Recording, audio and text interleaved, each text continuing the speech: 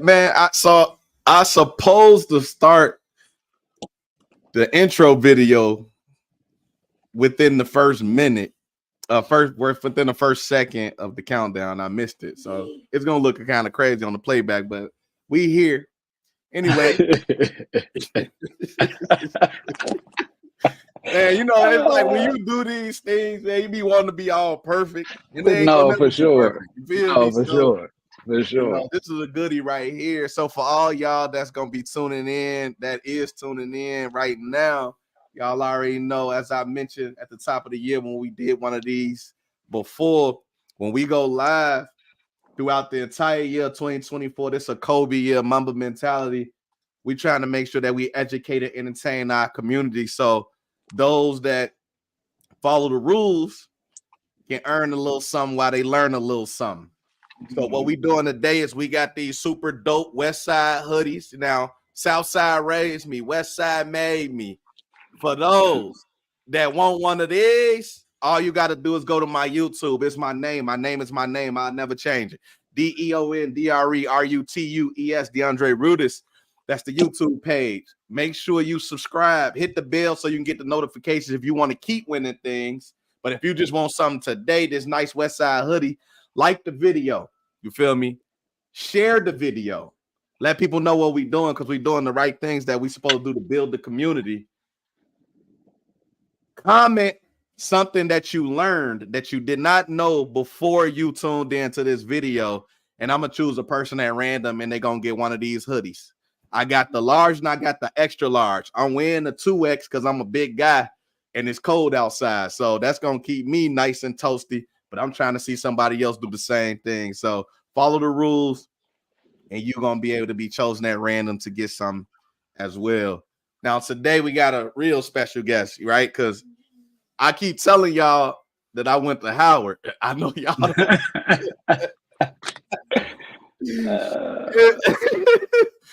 It was a short stint, but I went there. And when I was there, I met some amazing people, man. Made some friends for life, as LL Cool Dre would say in school days.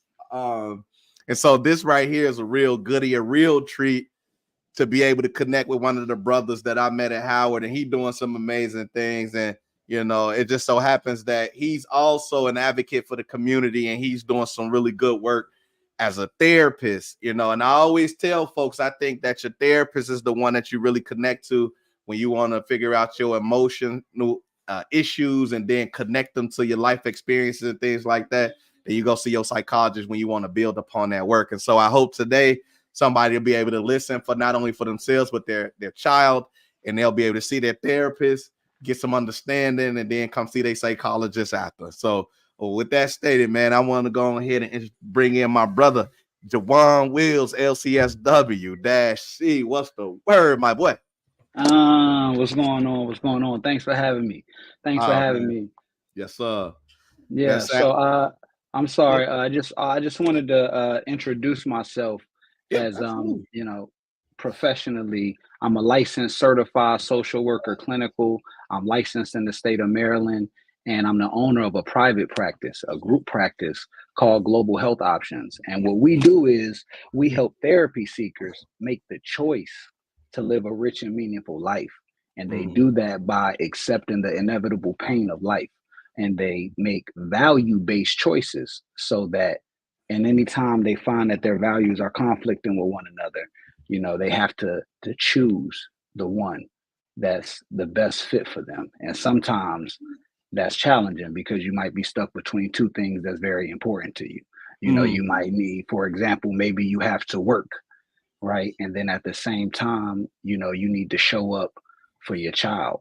And you have to choose in that moment between the pain of, you know, not being able to be there in that moment that your child needs you, or the pain of not, you know, making enough money because you keep leaving work.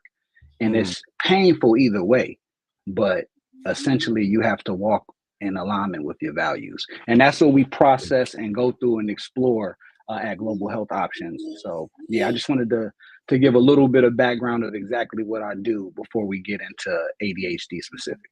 Oh yeah, for sure. No, we gonna go a little further into who you are actually. And I also want to ask, you said licensed in Maryland. So that means with that licensure, you couldn't come to Illinois and help folks, or could you? So, as a social worker, as a clinical social worker, we don't have a social work pact quite yet. We're still working on that, which would allow us to service people outside of Maryland.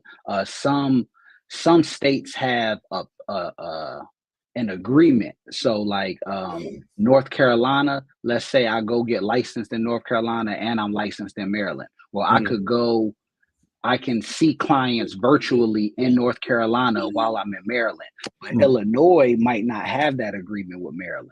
So Okay. I may not, you understand? So even though it would be virtual, I may not be able to do that. So the best thing would be for me to, get licensed in Illinois if that's something that I'm interested in doing. Oh, okay, man. Nah, that would be good. I mean, we need more black male therapists. Number one, I think we need to really destigmatize it. I'm a person who actively seeks therapy. In fact, I just met with my new therapist who's a black male.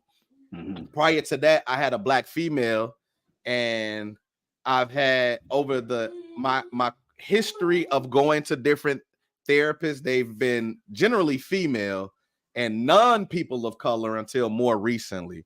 And I think having someone that can place cultural context in the conversation helps, and then again, just having brothers do it means even more. Just today alone, there on Facebook one and in person today, as I was running my study, some folks had mentioned, both black males, that they want to seek therapy. One mentioned using substance as a way to cope with life today. And then the other just talked about some personal things he's going through that could be helpful, that therapy could be helpful for.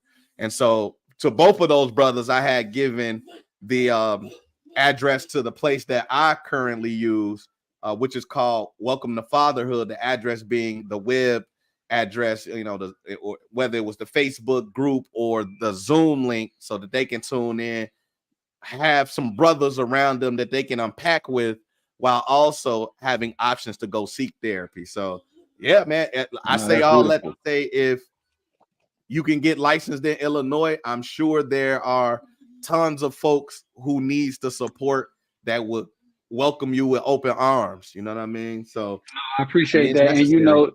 And the thing that I'm at the place where, you start off wanting to, make this grand impact, and you want to be the person to come in and save everybody and be able to work with all of your people.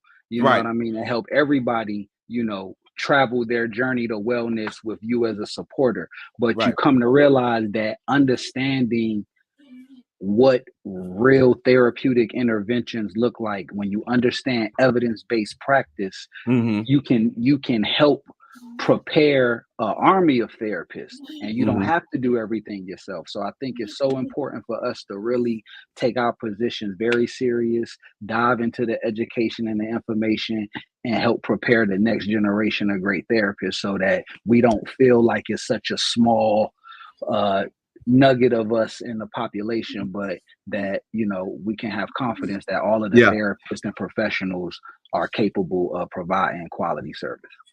Oh, absolutely. You know what? But the realization is, and the unfortunate of it is, that we are small nuggets, man.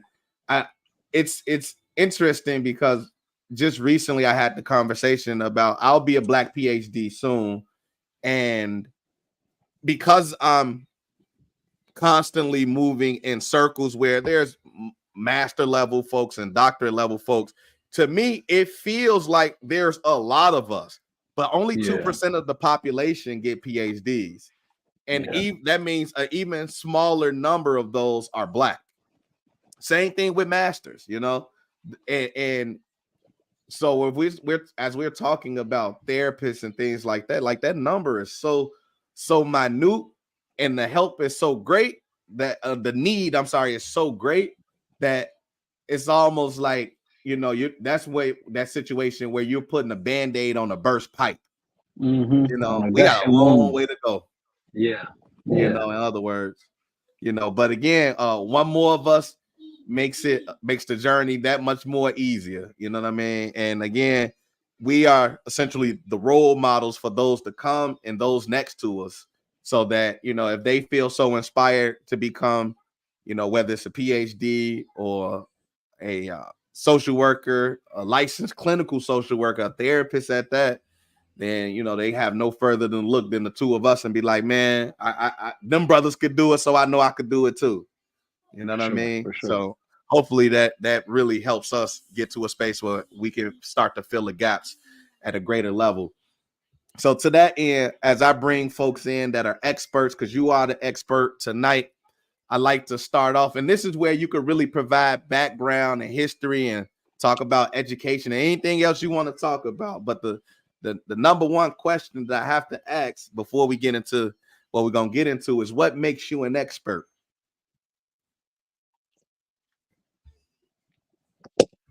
So for me, my expertise, my deep rooted knowledge. I'm prevention into you.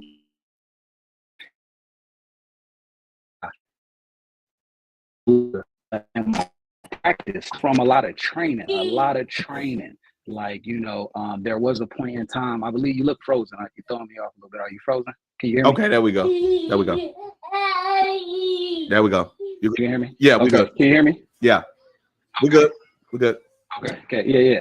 So, So it's coming from really my experience, you know, a solid evidence-based background and a lot of training. You know, it's not easy to meet the requirements to become credentialed, but it's almost like, you know, that's where the training begins, because there's so much nuance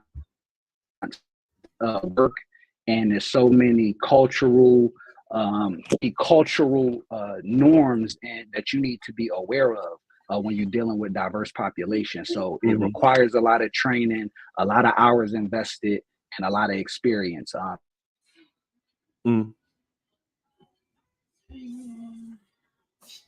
Okay, now you froze. I'm wondering, is it my internet or your internet? Because now you froze on my end.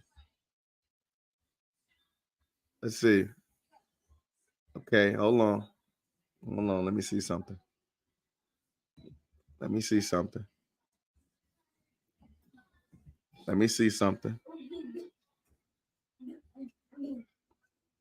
Yo. Oh man. It ain't me, y'all. I think the internet. And this the thing with this connection. You gotta have high power connections. You gotta be connected to your Wi-Fi, and it has to be, well, not the Wi-Fi. You have to be connected to your router, and it has to be wired. That makes this go a little bit more smoother. So till we get back, I'm gonna entertain y'all and say this. I'm gonna say this. I say, ladies. Just kidding. Okay, hold on. He popped back on. Let's see. You good? Can you hear me? Okay, cool. There we go. Yeah, I'm not sure where I left off at. I think my internet went out for a second. Yeah, right. It had to. So we were just saying it takes years for you really to to really become an expert and really tap in beyond. It takes years to become credentialed, is what I said. It takes a while to become credentialed. Once you become credentialed, you still need a significant amount of training so that you can stay up on the nuances of what's going on. You know, it's a lot of cultural norms that you need to be aware of. It's a lot of growth and progress and research. So a lot of times, like, for example, you know, we use the Diagnostic Statistical Manual for Mental Health Disorders, the DSM-5. But you have to understand that this is like a snapshot of all of the knowledge and information that we've developed up into this point. But today, while I'm reading from this book and sharing this information with you, the research continues. And there'll be a newer version that comes out. So you can't just sit tight with, the information that you receive that may be outdated because we've discovered more nuances. So the expertise comes from staying abreast of what's going on in the field. Okay, the right way. So you have your own practice, Global Health Options. How long have you had that? 4 years. 4 years? You Yes, should sir. have threw that in the mix. What you mean? I mean, you had your own practice for 4 years. That's amazing. Yeah, I appreciate that. I appreciate that. And and again, like I said, like that's a lot of trial and error and learning what it actually takes to be effective in the field and to be a quality qualified professional. You celebrate and you celebrate when you get your credentials, but it's when you actually get into the field and you start to practice, you realize that you really need quality training and a deep understanding of these evidence-based interventions. I guess that is a great segue into ADHD, evidence-based interventions. Now, we're not going to get right into the interventions part because it matters that we build up along the way. The reason why I wanted to have this discussion is because even prior to today, which today I had 2 gentlemen, as I'm working on my own research study to complete my doctoral journey, 2 of the gentlemen that were in my training today said that they have ADHD. One said he flat out was diagnosed with it. The other didn't necessarily say he was diagnosed. He just said that he has it. And he talked about some of the difficulties he has with it. And as we have further conversation, I'll express what he said because I would like to see how it manifests or shows up in people before I actually say what he said it showed up in him as, right? But to that point, though, we had already had a discussion last week about you coming on and talking about ADHD because you view it in a certain light. Correct. So to that point, to set up the whole conversation in the class lecture today, in what way do you view ADHD? What do you, when someone comes to you and say, I have ADHD, what do you say? How are you approaching that? So the first thing I want to know when somebody says I have ADHD is where did they get that from? Right. You know what I mean? And so exactly what tests are needed to confirm a diagnosis. So you really want to understand, okay, are you using it like how we use it in the community? Like, oh, this person got ADHD or this person's bipolar or, I'm depressed. Or do you actually understand the criteria or the process in diagnosing it? So I have some notes I wanted to share. All right. Okay. So according to the DSM-5, there are certain guidelines that are used by qualified mental health professionals to evaluate, form, then render a diagnosis of ADHD. And this is important too, understanding these letters behind my name, they matter because let's say you're working with an LMSW, right? That's a licensed master of social work, and they may be qualified to evaluate and form a diagnosis, but you need a clinical social worker to render the diagnosis, which is essentially confirming it or verifying it, right? But in addition to that, there are also some evaluations that need to happen.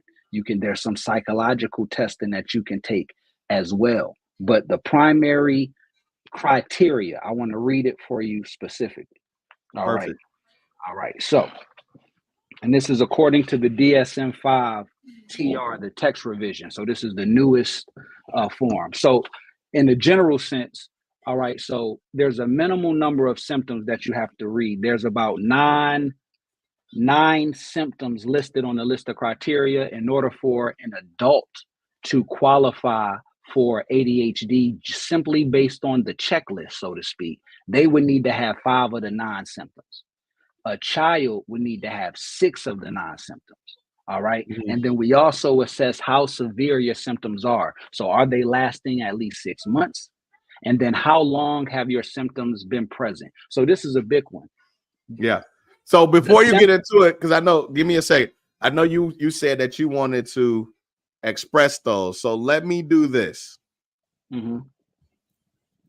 The question I asked is essentially what you're about to answer, Okay. but for purposes of being able to highlight the exact point that you expressed it in this conversation, so I could break it down into smaller clips and then share out for folks that might want to go back and listen to it. I want to put the question up on the screen, and then I want to pose it like this, and then you can go into the DSM piece if that's okay.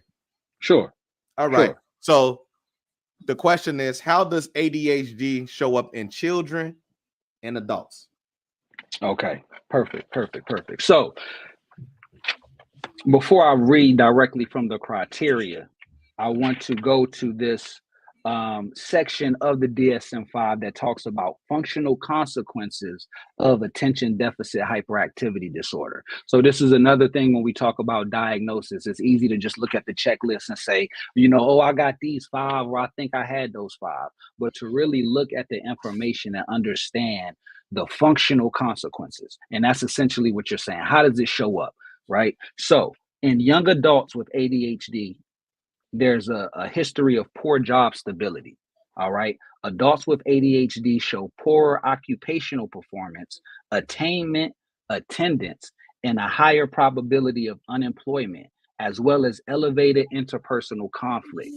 On average, individuals with ADHD obtain less schooling, have poorer vocational achievement, and have reduced intellectual scores than their peers, although there is great variability. In its severe form, the disorder is markedly impairing, affecting social, familial, and scholastic occupational adjustments.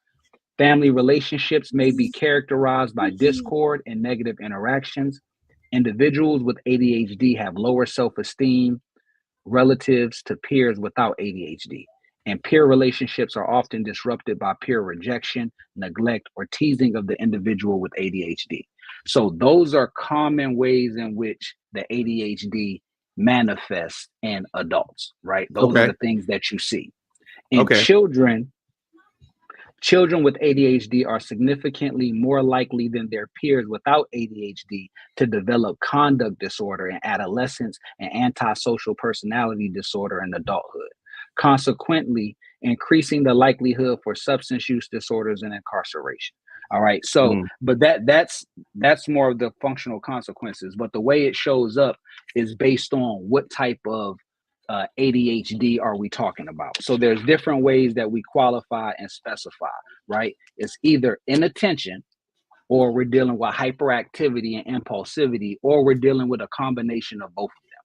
All right. So it's different. So ADHD, which is the hyperactivity, that's normally what we're talking about. Like when you see a kid and we call him bad, he's doing too much, running around, disruptive, basically. That's the hyperactivity, which is easier to identify than ADD, which is an attention deficit, right? Where they're not actually focused, but you might not notice that until you get into the work.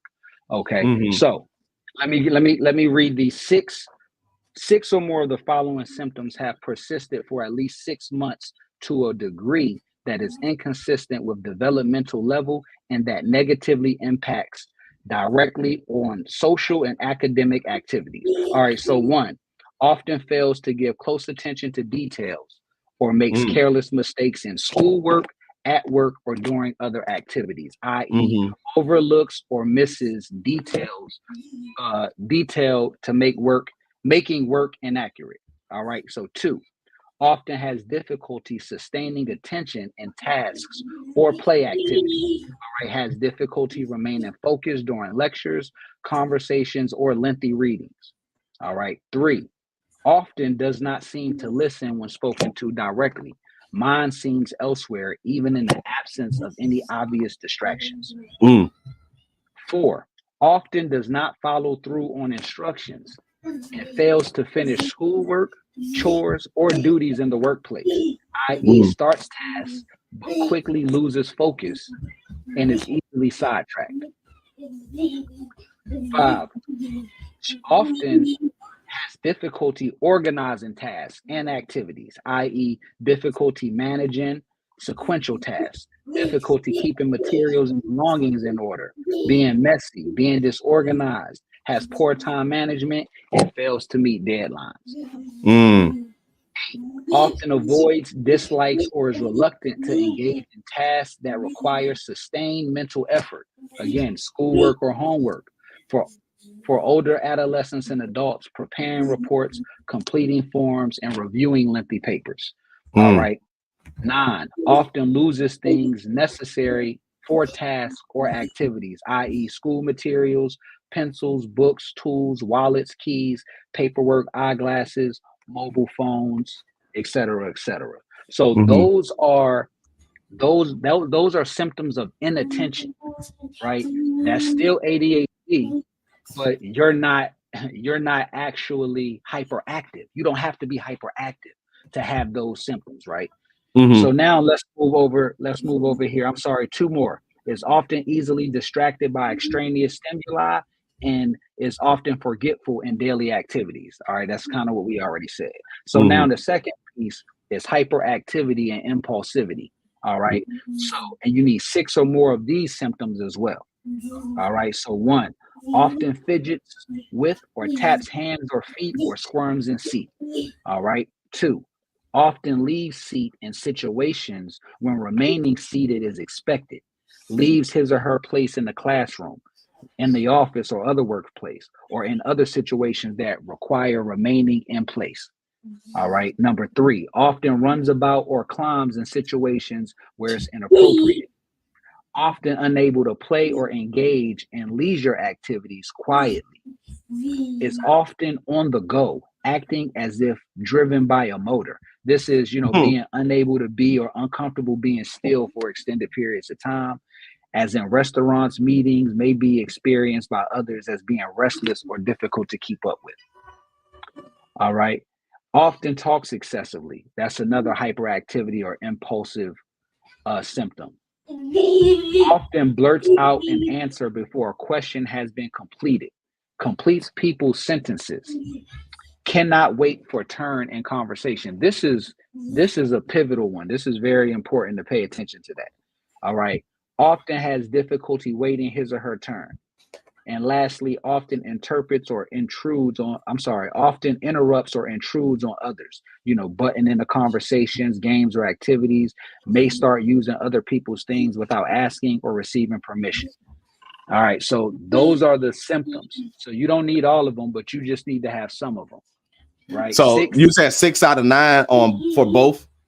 So to be qualified as either. So look, so the criterion A is a persistent pattern of inattention and or hyperactivity that interferes with functioning or development as characterized by 1 and or 2.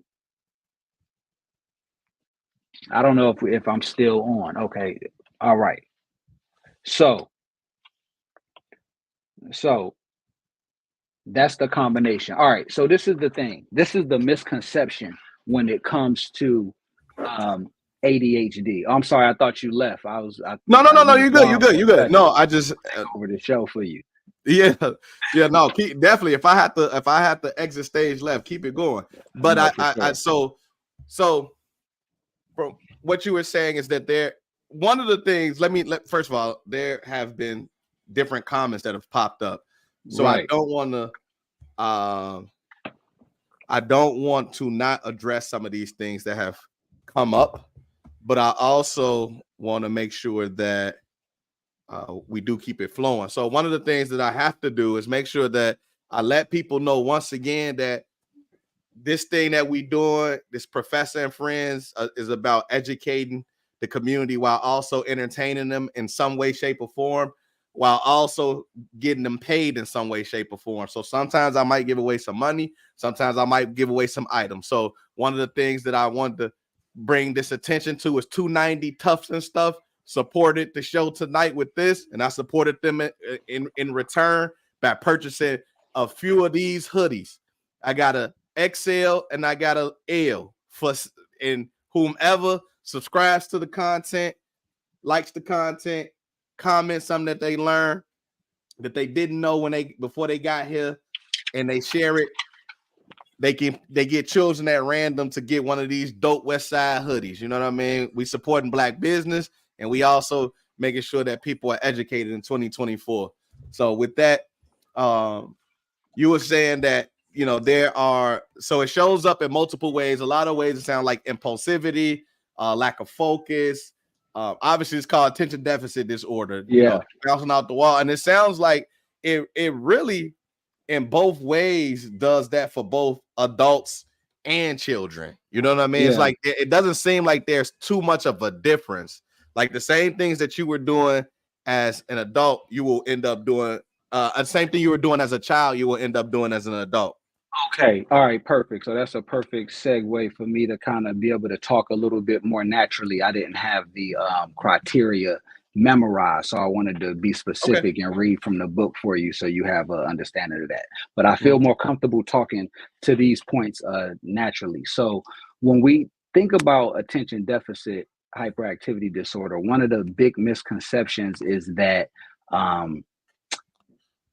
it's like something that the child has to work on or improve on. And it's not really the child that has the deficit. See, what's happening is that your particular child or the particular child that has been diagnosed with ADHD requires a larger budget of your time. You know, whereas, you know, a kid that we may describe as normal, you know, you might be able to tell them to do something once or twice and they take care of it, or you might be able to count on them to, you know, do something that you told them to do. Whereas a kid with ADHD requires you to pay more attention. So you have to have a bigger budget. You have to pay more attention. Okay. So, all right. What's going on, Big Mel?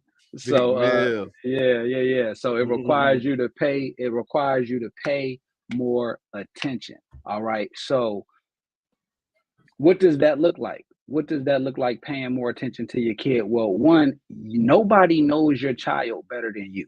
So we can do, you know, we can take the test, and I tell everybody that I can give you a list of interventions, but you know your child.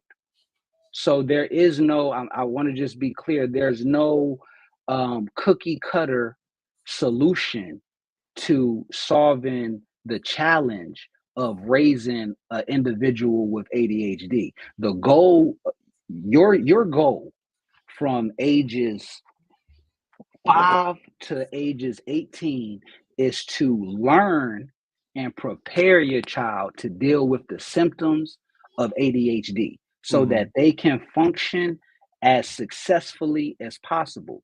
And once they become 18, 19, 20, they hit that young adult age, they'll be able to take the skills and interventions and tools that over the years we've explored and developed and found that work for them into adulthood with them, right? But if they never get that opportunity or they never get that kind of attention at these early stages, then it's going to be much harder for them to be successful adults. So that's the biggest thing. We got to have specific interventions, and they look different for everybody.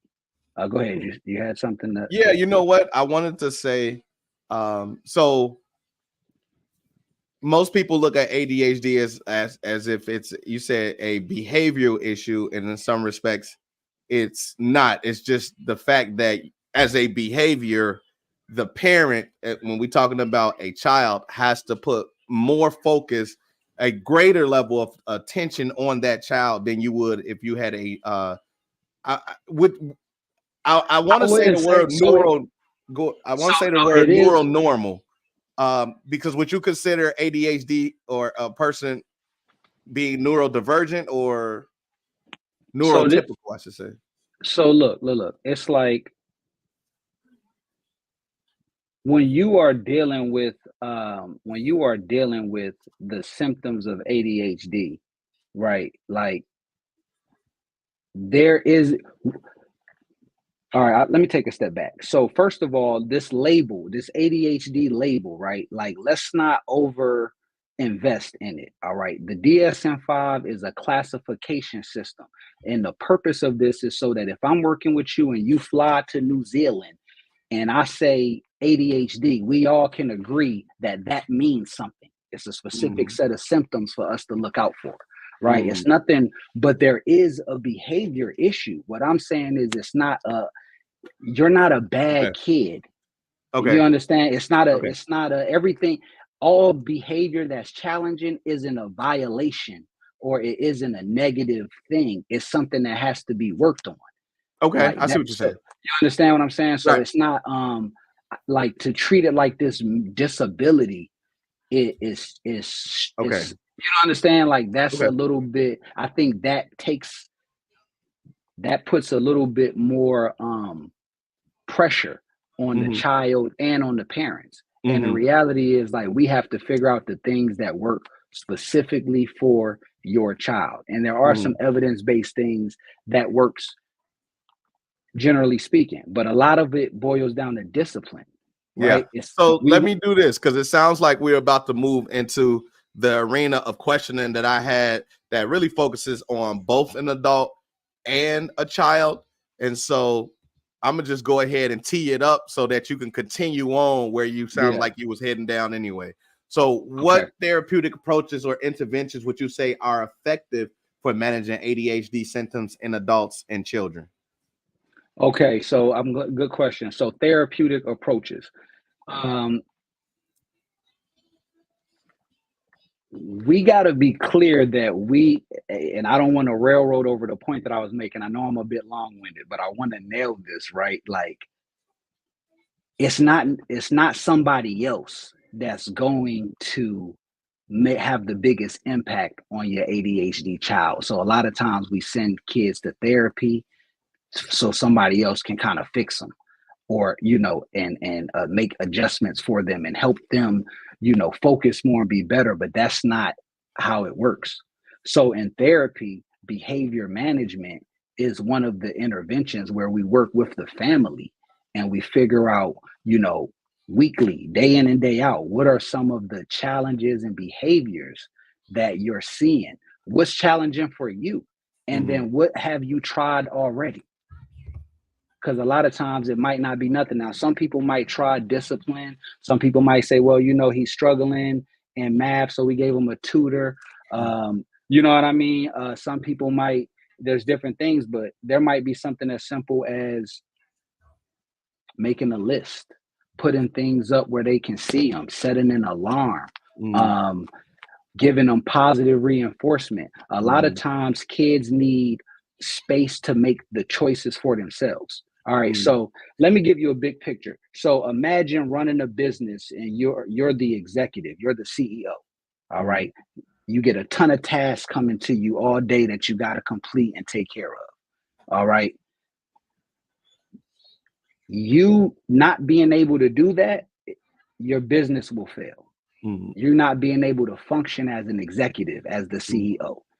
Children or individuals who have ADHD, they are experiencing an executive function challenge, right? The executive in their brain is having a tough time organizing and orchestrating all Mm-hmm. of the tasks. They might know how to do it, but it's literally the execution of all of these things. So how can we assist them? Like maybe it's a chaotic situation in their brain, so we want to create some space to make it a little less chaotic. So if you got all these thoughts running around, maybe if we give you a list, then it's a little less chaotic. You could just look at the list Mm-hmm. and knock these things off. And I mean a list, I'm talking about when you wake up in the morning and you go in the bathroom, it's a list on the mirror that says Right. wash your face, brush your teeth, gargle, or right above the toilet, wipe the seat and flush. Like, Yeah. yeah, they need this Yeah. kind of attention. And sometimes that's hard for a parent who is working 8 hours a day plus 2 extra hours, or they might Mm-hmm. have an hour commute both ways, or Mm-hmm. you high-fiving your kid because you see them for 4 hours in the evening and you Mm-hmm. send them to school, and the teacher is frustrated because they're relying on you to tell them Mm-hmm. how to manage the kid, right? Mm-hmm. So the interventions all uh, center around one, giving your child more attention, learning the specifics about what's going on with him, right? So Mm-hmm. we got mindfulness interventions. That's specific time for you and your child to be. There's Mm-hmm. no expectations. There's no task at hand. It could even be a child-led activity. So what do I mean? Let's say when you come home from school, you got to take out the trash, you need to do the dishes, you need to do your homework, all of that. Whether you do that or not, I'm going to have 40 minutes set aside for us to do something together that you want to do. You want to go to the store, you want to take a walk, you want to play the video game, and I'm going to do it with you and follow your lead. So that alleviates some of the pressure of always having a task to do and never being successful. All right. So that's a pivotal intervention that you can have with your child. The child. All right. Then we got exercise routines. We got to get our kids involved in sports again. Sports, especially team sports, it puts them in a space to have social engagement, conflict resolution, and focus, and other people holding them accountable for being attentive instead of just you, because you want to foster a closeness. You don't want to allow ADHD to create disdain in your relationship because he or she is difficult to manage. All right. Then we want to do the dietary restrictions. I'm sorry, you can't eat candy like little Tommy. Little Tommy eat his Snicker bar and sit there and watch TV. You eat a Snicker, we won't be able to catch up with you. We won't be able to find you. Okay, so that is crucial, that we have to have dietary restrictions. Sugar is not good for us. Like, you don't have to have ADHD for sugar to be bad for you, but it's definitely not good for you if you worst drug known to man. Come on. All right. And then another thing is managing the sleep-wake cycle. This is crucial. Like, we need rest. Like, you can't let your kids stay up late as a reward on a school night. We need sleep. We have to rest our body and be prepared for all of the tasks that are coming the next day. We got to rest the executive. The executive needs a vacation. Okay. So we have to do that. And I call those meds: mindfulness, exercise routines, dietary restrictions, and managing your sleep-wake cycle. Okay. Go ahead. Did you have another question? No. So what that sounds like, because ultimately you started off by saying discipline is key. And in a lot of ways, I also look at discipline in another word is consistency. And I also recognize that at different stages in life, consistency, discipline, structure, routine all means the same thing, but it has to be applied differently in stages of life cycle. So a child, for example, needs routine. A baby like my 3-year-old needs routine. As she grows up into a young adult, a teenager, then that's where she's gonna need structure. When she becomes a young adult, that becomes discipline. And as she becomes an adult, that becomes consistency. And if we can we could put those things into place as people matriculate throughout their life cycle, then we can overcome these things. And I love what you said with the meds, because we don't understand, I think, in our community how important all of those facets are to our just overall well-being. Let's not even talk about having behavioral issues, just how we approach life can be much more fulfilled and greater if we practice mindful, if we practice education, if we practice dietary restriction, and we got healthy sleep cycles going. That in and of itself just provides us with a level of fulfillment for our life that is so necessary. And as melanated people who draw energy from the sun, those things play such an important role into how great we can become, even with these type of behavioral issues, because ADHD can actually be useful in terms of creativity and innovation and developing tools and other resources that people like myself who wouldn't consider themselves to have ADHD could find to be very useful. You know what I mean? So I just appreciate you for breaking that down, the meds piece, because too often we go to the meds that the doctors prescribe. For sure. And now we're dealing with other ailments that didn't have to be, because we didn't take our meds. So we got to understand, right, that it's like you like sometimes going to the doctor is like it's an automatic thing for us. We don't even know why we do it. It's like, Mm-hmm. you ever, it's like, hey, when when you go out, when you walk out the kitchen, I want you to, hit the light and and hit the light twice, and you'll do it. And then one day you might be like, why do I gotta hit the light twice? And you never thought to ask, you just been doing it. Right. Sometimes that's what the medication is. You're giving your kid medication because it's supposed to do something. Mm-hmm. And you don't know exactly what that is, but Ain't you just looked up the know name or nothing. Name I just crazy, need sound something. crazy, Give the me pill something. look crazy. Exact right. You know what I'm saying? So first of all, the meds are not a cure for ADHD. So, and normally children who are experiencing ADHD and adults, they're dealing with more than one challenge, one issue. So medication is really good for managing the hyper arousal, the jumping up and down, the quick movements, the impulsivity, because hyperactivity and impulsivity is a little bit different. Hyperactivity is a matter of wandering off and jumping around and kind of being inappropriate. That's what we talk about hyperactivity. Impulsivity is unsafe, running out in the street without looking both ways and making sure a car is coming. All right, I want to maybe try to respond to some of this in the chat while Dre is away. So we got Mosaic Monk. What if you're in a single parent household and one parent doesn't comply with these activities? It seems these can only work when the parents are together in the same house on code. So I'm not going to sugarcoat it or hold you. It's definitely more challenging. And again, this is where like therapy comes into play, where we actually talk about values and understanding that in order to live a rich and meaningful life, you have to accept the inevitable pain, and you have to identify your values as your compass that directs you, all right, throughout life. So if you have a difficult co-parent, if the co-parenting ain't co-parenting, right, then you have a decision to make. Do you say, well, my value is collaboration, and I'm dealing with a person that's unwilling to collaborate in a way that's healthy for my kid? And then you might have another value of, not quitting, right? Being resilient. So now you at this intersection where your values conflict, where you want to just, say, well, we can't do anything because she's difficult to deal with. And you walking in your value of collaboration, I can't do it without her.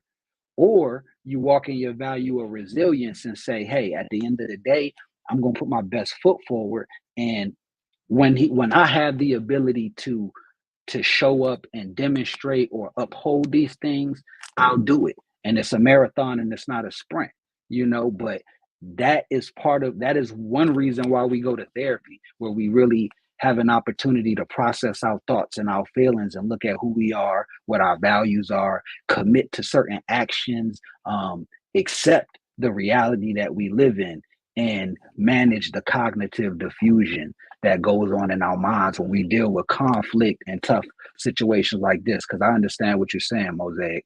Okay. We have Bertha Purnell, but if the meds aren't given correctly, that can also be an issue. Yes. And that's another thing.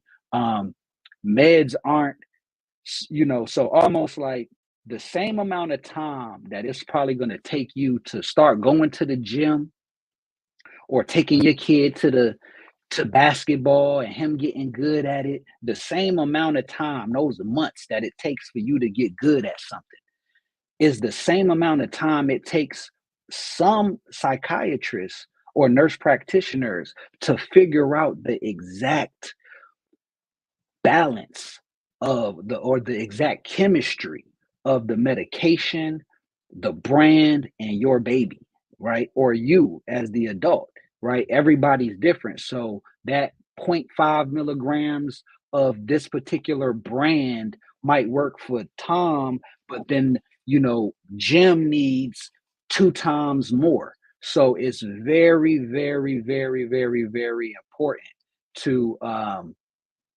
understand that it's a process, and even organizing, or not organizing, but pursuing medication as an intervention. There is no cure for this. There's only treatment. And treatment is another word for management.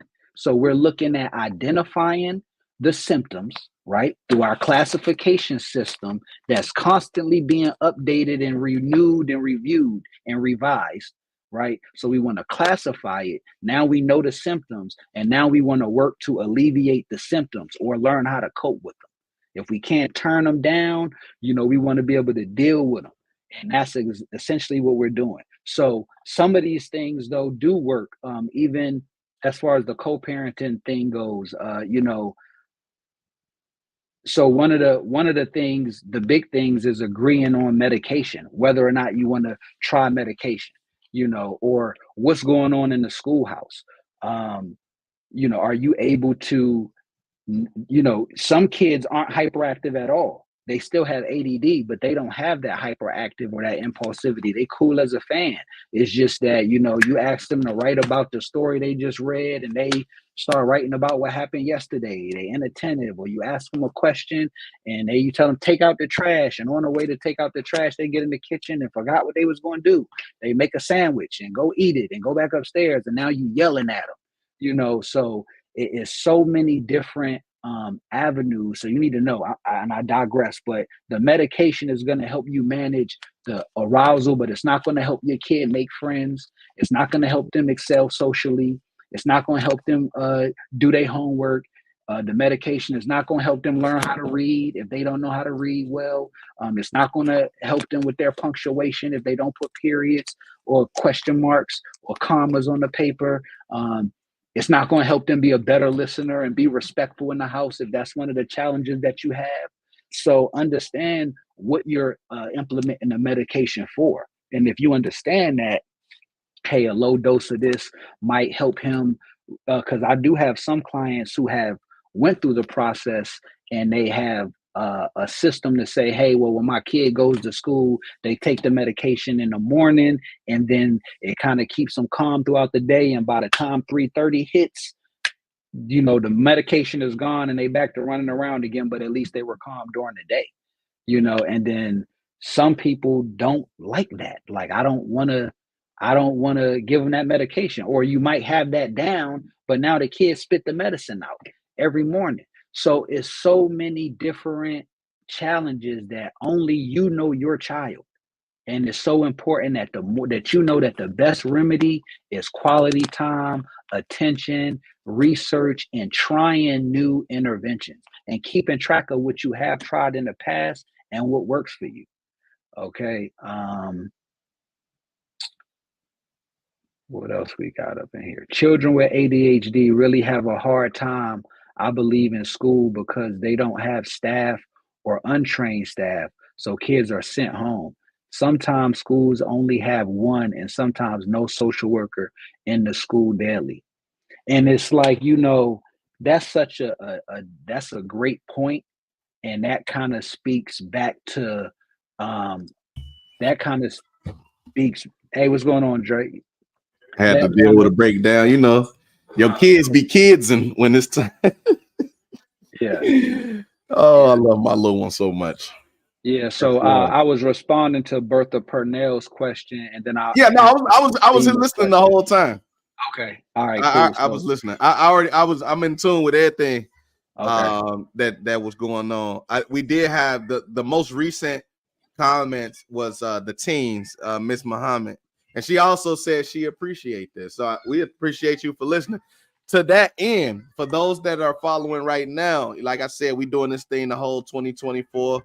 It's Mamba mentality. It's all about improving self and the community, because that's who we do this for. So, for example, this particular show, we went out and purchased us some hoodies from 290 Tough and stuff. The South Side raised me, but the West Side made me. So for those that know the vibes, you can have one of these West Side hoodies. You know what I mean? We got the large, we got the extra large. All you got to do is go to the YouTube, subscribe to the channel. It's DeAndre Rudis. My name is my name everywhere. You know what I mean? Like the content, share it to somebody else, and also comment something that you learned that you didn't know before you got here. And then this hoodie will be yours, you know? Give me 1 second, sir. No, you good. You good. You good. You good. All right. So, what about teens? What about teens who find out late? What about teens who find out late? As far as what interventions, so again, it's this goes back to us walking in our values and really that they have ADD. Right. So this really goes back to us walking in our values and understanding. So when you say teen, Salima, I'm thinking 13. I'm thinking 13, 14, which would give us a little bit of room, a little bit of time. We have less time. We don't have the ideal amount of time, but we do have time to look into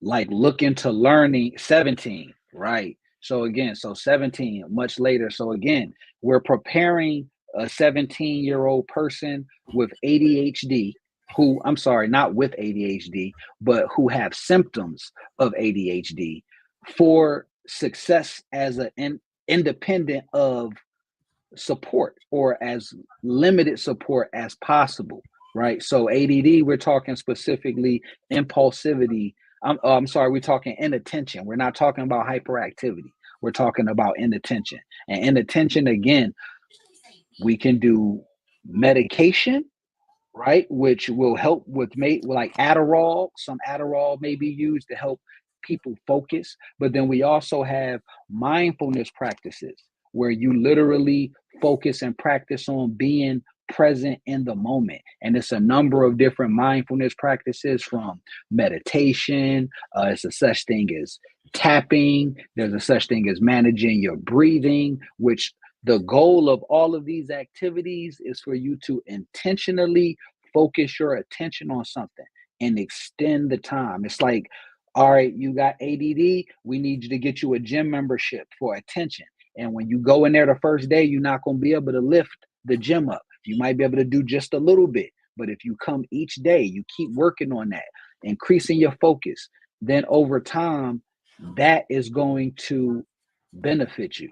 So mindfulness, tapping, sometimes our mind is wandering, and you don't have to have ADHD to experience that. You could be driving in a car, noticing your mind wandering. If you start tapping on the steering wheel, you start speaking out loud, describing the things that you see. It brings your focus back to the present moment. So mindfulness is a crucial practice to incorporate. Meditation is, sitting down. So, and then also, I get a little excited, but also there's a couple things to consider. Like, silence can be a distraction. Okay, so maybe playing the music quietly in the background while somebody is talking, or somebody is studying. Maybe if he's studying, we can put a little bit of music in the background that can help him focus. There's also activities called body doubling.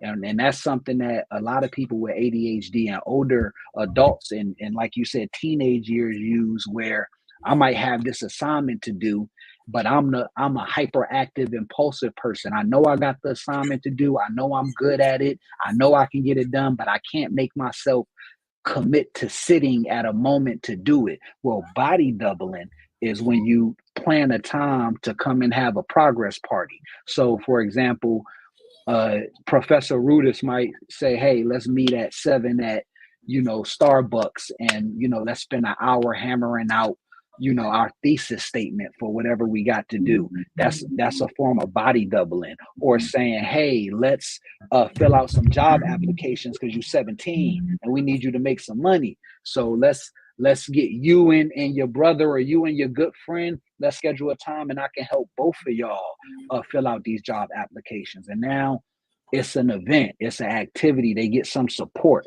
So it's all about attention. Like it's all about attention. You might be you helping them. You might have to give them some attention so they can afford to be successful. You know Yeah, what I'm saying? right.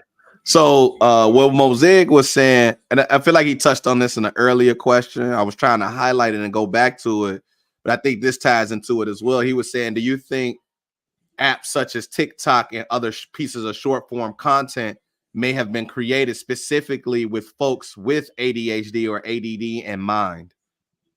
So yeah, I want to stay in my realm of expertise. You know what I'm saying? Like I'm not even gonna lie, I have no clue what these people were thinking making these apps, but I have heard that there is some correlation to like just this thumb stroke.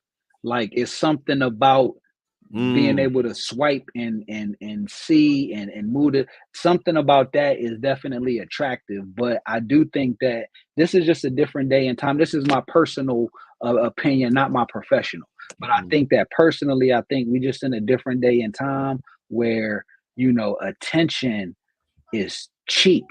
We give it to anybody. mm.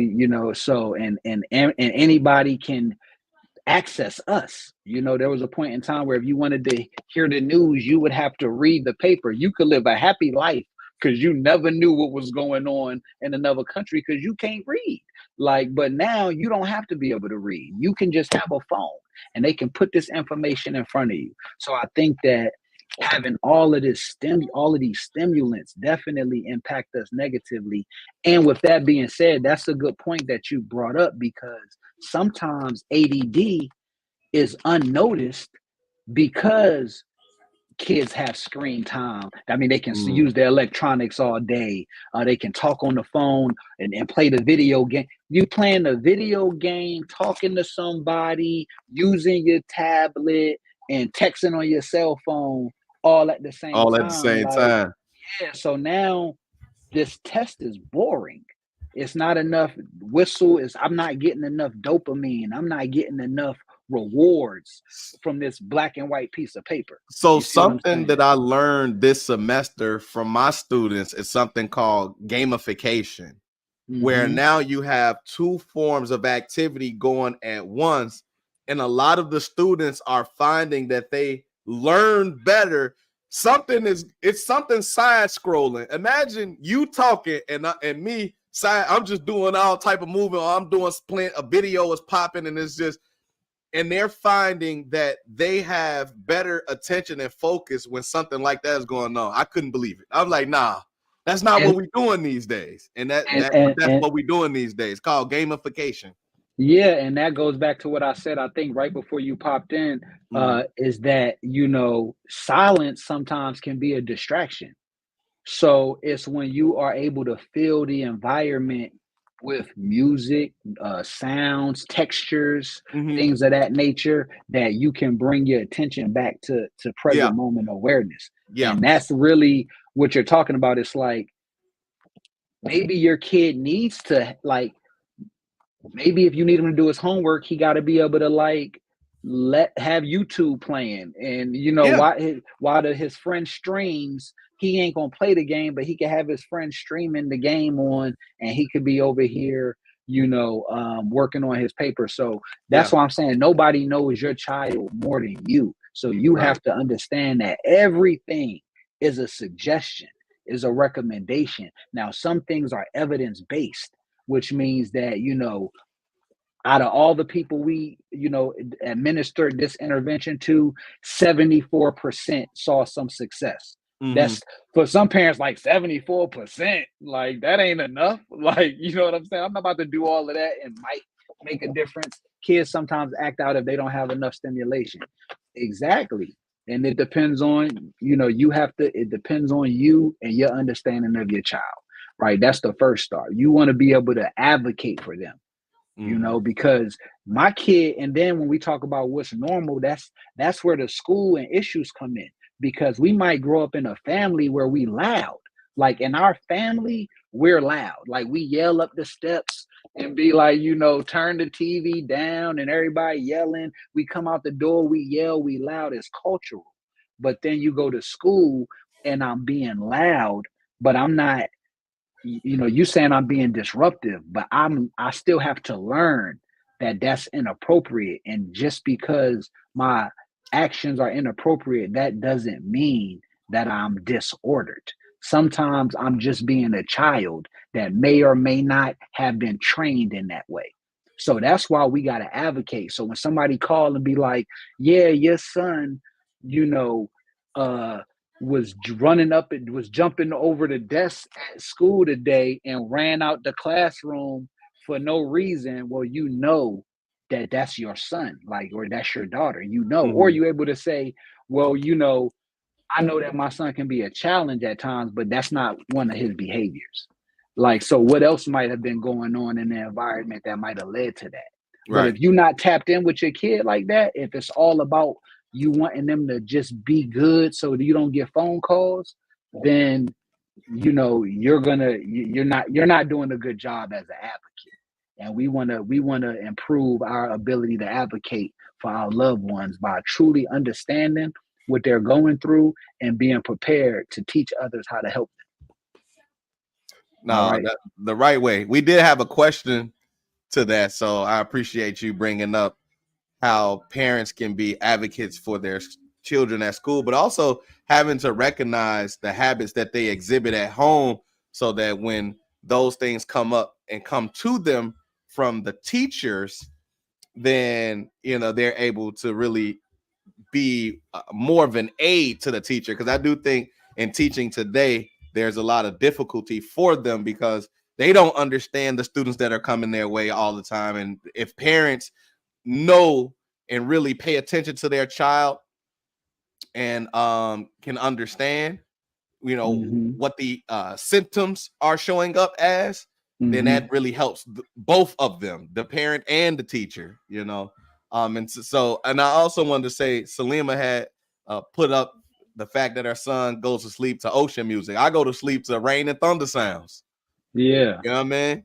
I Yeah. read books to classical music. I write papers to class. You know what I mean? Like, so a little extra stimulus is sometimes needed for a lot of us. You know what I mean? Yeah. That's something Yeah. that I really enjoy in order to take, because in part for me, I think it's the having to focus solely on this one thing that sometimes can be a little mundane.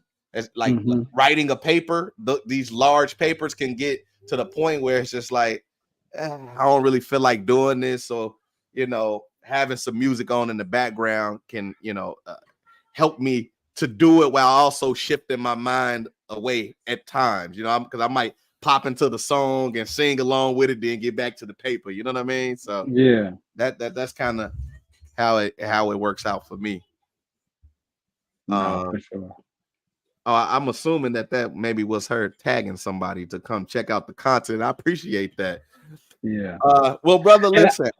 I just want to say one thing. I want to leave you with this, everybody that's listening. Thank you for your time and attention today, and I hope that something that I said was helpful to you. Um, Listen, being a parent and being a person, it don't come with a manual, right? Like, all of us are out here figuring it out, and when it comes down to your child, and when it comes down to the community, like, the best ability is availability. Mm, Your ability to avail, to help, and to benefit. So as long as you are maintaining a respectful level of availability for the issues that you say are issues in your life, then, and you walk in those values, you're going to be okay. Yeah, you can't fail as long as you mm, don't quit. But if you realize that you might not be putting your best foot forward, then just make those adjustments, and it's fine to receive some help. The best thing you could do is try something new. So with that being said, peace and love to you. Thank you for your time. And did you have anything else for me, Professor Rudis? nah, I think it's all good. You know what? It'll be good. You definitely want to share some of the things that you are working on. I mean, For I swear sure. you was modest on this whole thing, man. You got some books out. I mean, you got one in the Listen. works. Like, come on, So let me so do this so before I get to that. I'm gonna actually give you ISO, but I want to make sure while we have a number of people still watching. Listen, as I mentioned, We're doing this all 2024. It's about educating and entertaining the community in some way, shape, or form that ain't having us twerk. So with that, we got these hoodies. Listen, the rest side, the south side raised me, the west side made me. I want y'all to feel like I feel in my west side hoodie. So we copped this from 290 Tufts and stuff. They got a bunch of merch that really symbolizes who we are on the west side of Chicago. And I really want y'all the Huxtable light. And I really want y'all to go to my YouTube page. My name is my name everywhere. It won't never change. Subscribe, like, share, and comment something that you learned while listening to the show today that you didn't know. And I promise you, I'm going to select you, and this is yours. We got the large and we got the extra large. You could pick either one. Another one we're going to go out and do. We're going to give out when we do a whole nother show. But to that point, man, tell them, where they could find you at, where they could follow you at. Drop every detail you got, man, and stop That's being hilarious. modest. That's hilarious. All right, so first and foremost, you can check out. Let me do this. Let me make sure I get the. Let me make sure I get the ISO. Matter of fact, here. Okay, cool. So again, I appreciate your time. You can you can check me out. Check out my website, globalhealthoptions.com. It gives you a little bit of information about my practice. You might have somebody in the area. You might want to refer them to me, and I appreciate the referrals. I'm also a group practice, so I'm hiring new therapists now to come support me in the mission to make a difference. I'm also on YouTube. You can follow my YouTube channel at Jawan Talks, where I give a unique perspective on a lot of mind-bending topics from my perspective, with some great animation alongside the deliverables. And then also I'm on Instagram. Follow me at Jawan Talks as well. I also have a youth basketball team where we teach mindfulness and wellness through sports and psychoeducation. The vision is for it to grow into a program where we have a team for every sport that has a net. All right, we're the Universal Growth Network. All right, and then other than that, hopefully you'll see me back here connecting with Professor Rudis in the future. So peace and love to you, and thank you for your time. All right.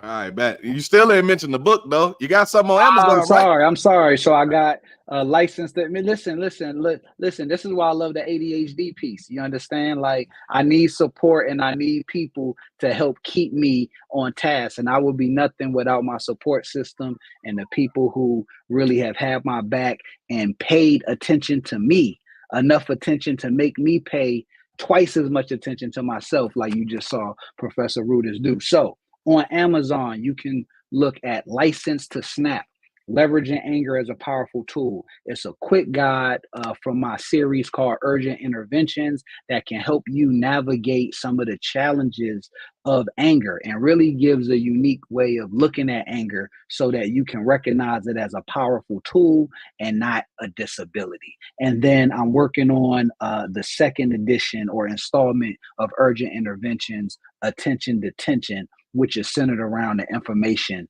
that I share with you today about ADHD, and realizing that the parents are the ones that are in attention detention, and they have to pay their children, they have to budget more attention so that they can pay their children more attention.